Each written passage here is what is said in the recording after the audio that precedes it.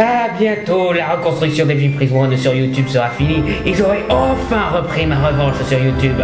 Je pourrai faire des vidéos d'1 heure et surtout, je pourrai toucher des poignants pour mettre des vidéos sur YouTube. L'heure de la revanche a sonné. Je suis Basile la Mondrine et je viens de... Allô? What the fuck are you doing? Are you professional now? Qu'est-ce que... je peux remplacer... Non! Non!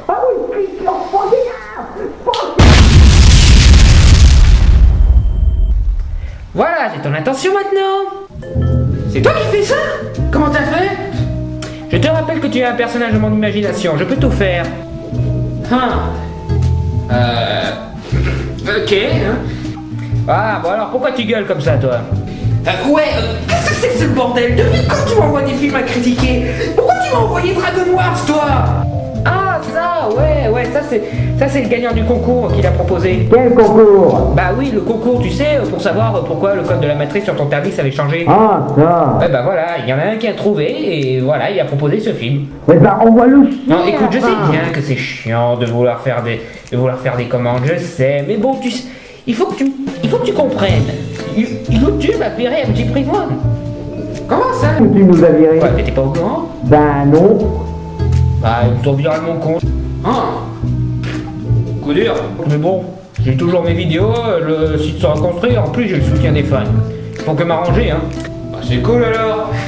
Enfin voilà, histoire de montrer un petit peu de respect envers toutes les personnes qui nous aident, ce serait bien que tu critiques ce film pour faire plaisir à celui qui s'est fait chier à gagner ce concours, quoi. Oui, mais t'as oublié de prendre un truc en compte. Je ne veux pas critiquer ce film! Oh, ça va, c'est le genre de film que tu peux critiquer en jouant à la DS, hein. T'as pas tort, ouais. Bah voilà, quand tu veux. Et puis ça va, c'est pas aussi mauvais que ça comme film. Ouais, d'accord, je ferme ma gueule. D'accord, je vais m'occuper de ce film. Oh, une dernière chose. Un truc que je voulais te dire depuis des années. Va te faire! Tu peux gueuler moins fort, la réception est super mal quand tu gueules. Mais je t'emmerde! Allô? Oh. Et le tout avec la chantilly! Allô? Bon, raccrochonné, toujours aussi poli, hein? Bon, ben... Oui, direction planète d'Ivoire!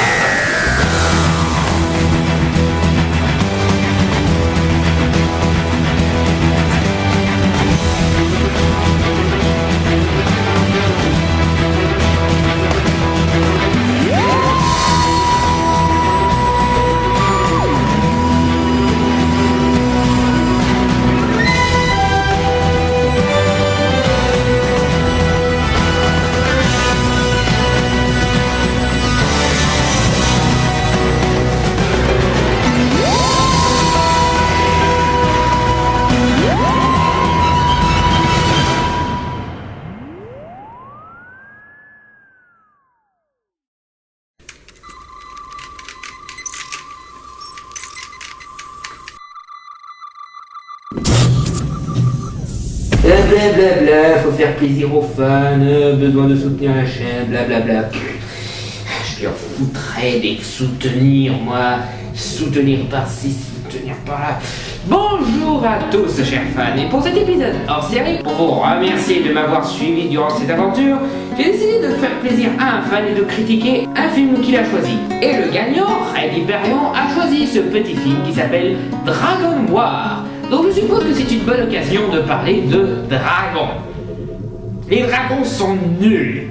Bon d'accord, il y a une époque où les dragons étaient cool, où ils arrivaient à être effrayants comme dans La Belle au Bois dormant, où ils arrivaient à être sympathiques comme dans Cœur de Dragon, où ils arrivaient à être impressionnants comme dans Opération Dragon. Bon d'accord, c'était pas un vrai dragon, mais bon. Mais ces 10 dernières années, je sais pas qu'est-ce qui s'est passé, maintenant les dragons sont nuls. Je ne l'explique même pas, ils sont juste nuls. Déjà, il suffit de voir des films avec des dragons qu'on a de nos jours. Le Cœur de Dragon 2, Le Règne du Feu, Eragon, Dragon Ball Evolution, La Tombe de l'Empereur Dragon, que bizarrement certains appellent la Momie 3, mais enfin, Donjons et Dragons, Donjons et Dragons 2, même des films qui se contentent de mentionner des dragons dans leur titre, comme Le Baiser Mortel du Dragon. Putain, même dans des bons films, les dragons sont nuls. Vous vous souvenez du Dragon de Il était une fois? Oui, le dragon qui meurt en tombant.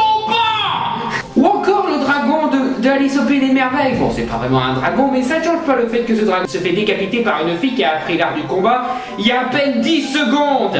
Et dans Harry Potter 4, encore heureux qu'ils nous ont pas montré les dragons des autres concurrents, parce que déjà, avec notre gros dragon peureux, je veux pas glisser du toit, je veux pas glisser, je vais t'attraper là, mais l'exception qui confirme la règle, c'est bien entendu le dragon de Beowulf.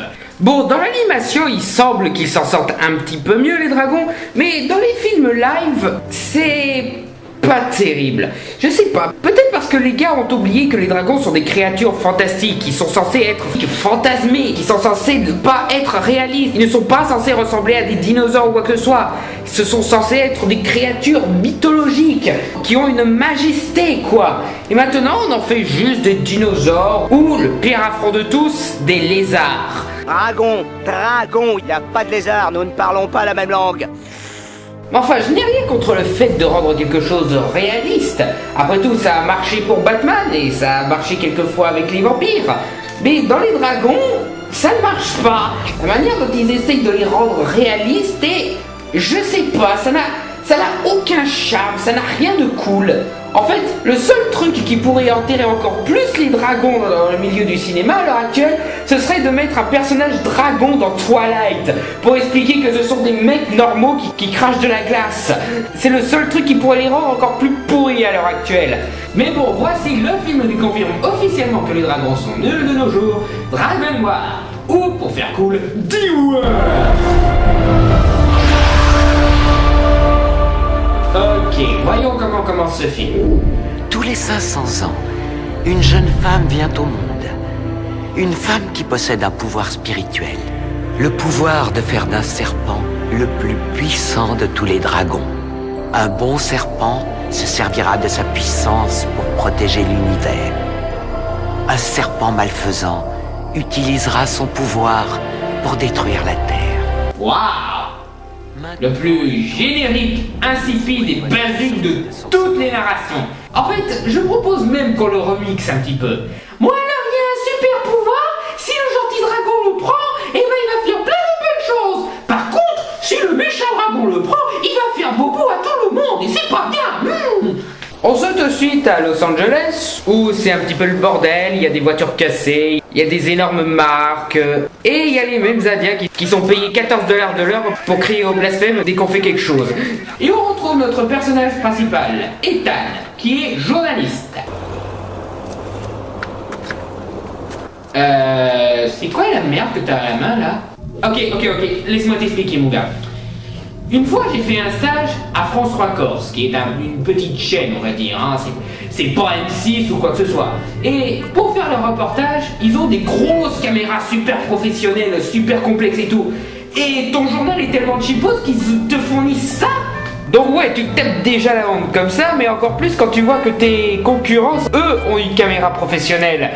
Bon alors il va voir des agents du FBI, là on va se faire foutre, mais malgré ça, il voit quand même quelque chose. Une crotte de dragon. Il retourne à son bureau pour faire un petit peu de narration. J'ai couvert pas mal d'histoires incroyables, mais dans celle-là, il y a quelque chose. Quelque chose que j'ai déjà vu. Oh, génial. Ça y est, il est parti dans son monde imaginaire et je suis coincé là à attendre qu'il redescende pour m'annoncer un truc aberrant. On saute ensuite dans un flashback où on retrouve Ethan étant petit, où son père essaye de vendre un vieil objet chez un antiquaire asiatique qui bizarrement est dirigé par un blanc, Jack, joué par Robert Foster. Cet objet appartient à ma famille depuis plusieurs générations. Il a pour moi une grande valeur sentimentale. Dans ce cas, gardez-le. Ça ne vaut pas grand-chose. Oh, bah je suis sûr que vous pouvez me faire une offre. 10 $, c'est le mieux que je puisse vous offrir. Oh, vous plaisantez, je suis sûr qu'il doit valoir au moins 150 $. Bon écoutez, j'accepte de vous l'acheter 1000 $ si de votre côté vous m'aidez à tuer un certain Peter Petrie. Ça vous va? Pendant ce temps, le petit Ethan fouille là où il ne devrait pas fouiller.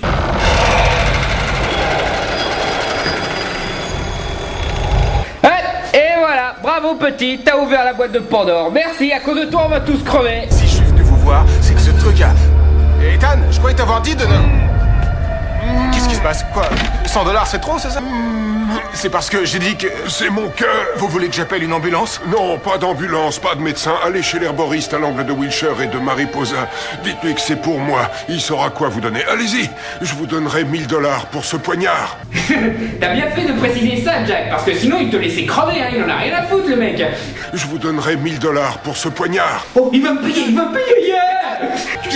Tu restes là, tu surveilles le monsieur. Moi, je reviens dans 1 minute. Mais il s'avère que Jack jouait la comédie parce qu'il veut parler en tête-à-tête aux gosses. Il y avait d'autres façons plus simples que de simuler une crise cardiaque. Mais enfin bref, on n'est pas là pour questionner la logique, c'est 10 mois quand même. Enfin, je t'ai enfin trouvé. Est-ce que tu te rends compte de ce que tu viens de voir? La lumière qui est sortie de la boîte? Ce que tu viens de voir, Ethan, c'était l'écaille du grand Imugi. Oui, mon garçon, et la lumière, c'était la lumière céleste. Jack commence alors à lui raconter une petite légende coréenne. Il y a très longtemps, dans ce pays vivaient des grands serpents appelés Imugi. Ces créatures vivaient dans les cieux supérieurs avec leur légion de disciples. La règle était que tous les 500 ans, un Imugi était récompensé pour toutes ses bonnes actions. C'était l'occasion pour lui de se transformer en dragon céleste. C'est sympa, mais j'en ai un petit peu rien à foutre de votre histoire là. Moi j'aimerais jouer tranquille. Mais pour se transformer en dragon céleste, l'Imugi avait besoin de recevoir depuis le ciel le don de la force de Yuiju. C'est moi ou il déconne des mots coréens au fur et à mesure qu'il raconte l'histoire? Il y avait parmi les grands serpents un serpent malfaisant, Buraki. Il convoitait Yuiju. Et Buraki et ses fidèles voulaient s'emparer de sa force. C'était quelque chose que le ciel ne pouvait autoriser. Donc on saute ensuite dans un autre flashback pour illustrer cette histoire. Oui, on a un flashback dans un flashback. On en reparlera après. Tout ce que le ciel pouvait faire, c'était envoyer ses 2 meilleurs guerriers, Aram et son maître Boshim, pour protéger Yuiju à tout prix contre le méchant Buraki. Malheureusement, le perfide Buraki savait aussi où avait été caché Yuiju. En Corée, la femme du seigneur Yoon mit au monde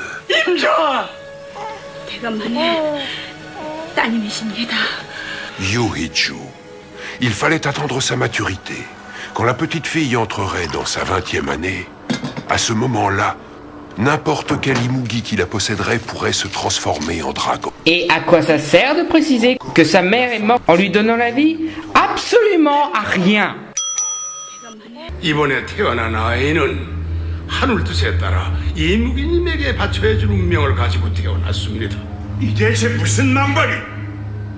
아이를 낳다가 아내가 세상을 떠났습니다. 신님께서는 제게 무슨 감정이 있어서 그런 악담을 하시는 겁니까? 이번 아이는 하늘의 기운인 여의주를 가지고 태어났습니다.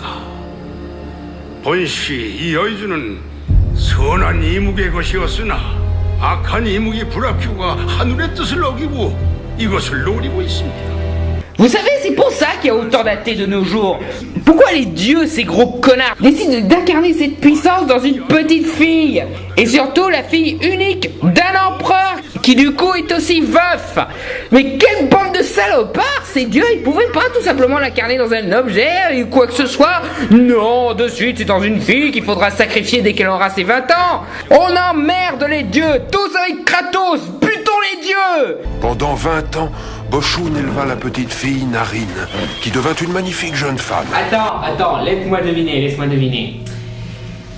Au fur et à mesure qu'ils grandissent, ils finissent par tomber tous les deux amoureux, non? Un jour, Aram tomba amoureux de Narine.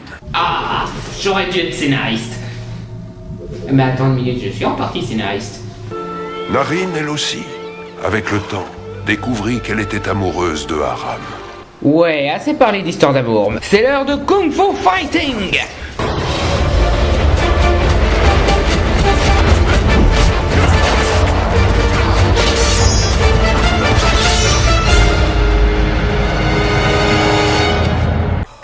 Excellent, chers élèves. Si votre but était de me décevoir. 이제 네가 날 능가하겠구나. Oui, bientôt tu pourras battre un vieux. Et ouais, t'es nul à ce point, mon petit.